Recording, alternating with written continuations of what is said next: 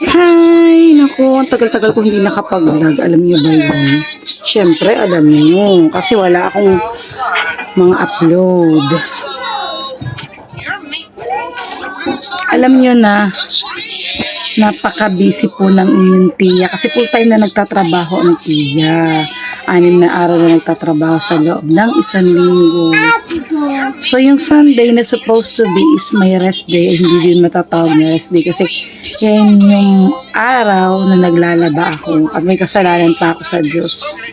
Hindi ako masyadong nakakapagsisimba. Bad. Dapat kasi di ba may time tayo sa lahat ng bagay. May time tayo sa trabaho, syempre. May time tayo sa Diyos, lalo na yung trabaho binibigay na natin siya ng 6 na araw, ano. Pero kay God, kung isipin natin, isang araw lang yung hinihingi niya, pero hindi pa natin mabigay. At aminado ako na may pagkulang sa part ko bilang tao. Oh!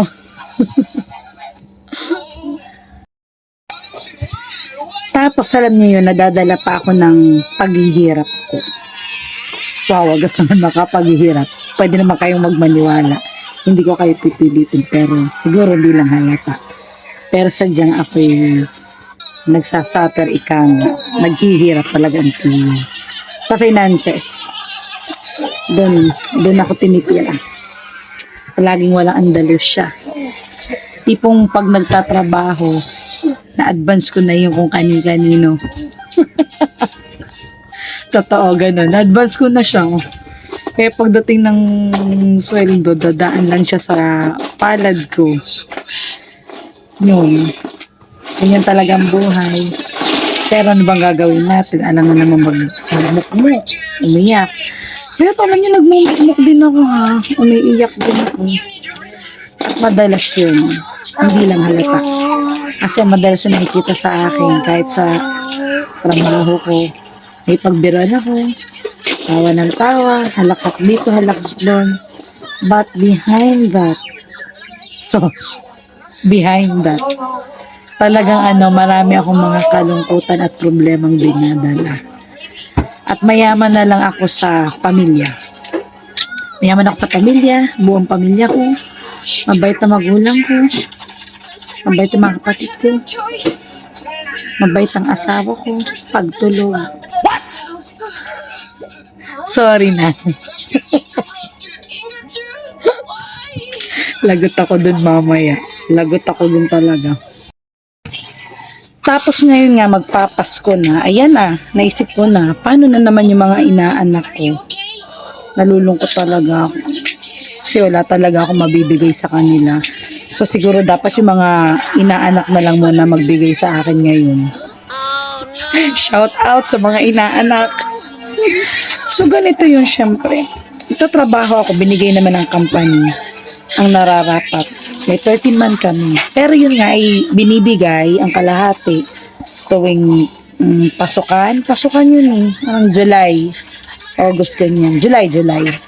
Tapos din yung half, November. So pagdating ng December, pegi na siya. Siyempre, nakain mo na, nabayad mo na sa utang. Yung mga ganong bagay, nakakompromise na kasi siya. So, wala na yung 13 month ko. Lumipad na. Lumipad na sa kapitbahay. Lumipad na sa mga pinagkakautangan. Nakaka-relate ba kayo? Ganon din ba kayo? Yun. Wala nang 13 man kasi nga advance lang nabibigay. Kaya kasalanan mo yan, company. Char, kasalanan pa ng kumpanya, no? Siyempre hindi. Hindi naman siyempre. Napaka-bait na ng kumpanyang pinagtatrabahuhan ko. Napakadami nilang pabor na binibigay sa akin. Joke lang yung kasalanan nila, diba? Pinapatawa ko lang kayo. Anyway, bahala na si Batman, bahala na si God sa amin sa Pasko. Kung pagkain lang naman, nakakaraos. Kung handa naman, nakakaraos. Kasi pag Pasko naman talaga, kami magkakapatid, hati-hati kami. To the point, kung wala man akong tapo, mga kapatid ko, naghahati-hati sila, nagtatap na sila. Bahala na muna yung bunso kong kapatid. Bahala na muna ang Sito Gadget Repair Shop. Ha?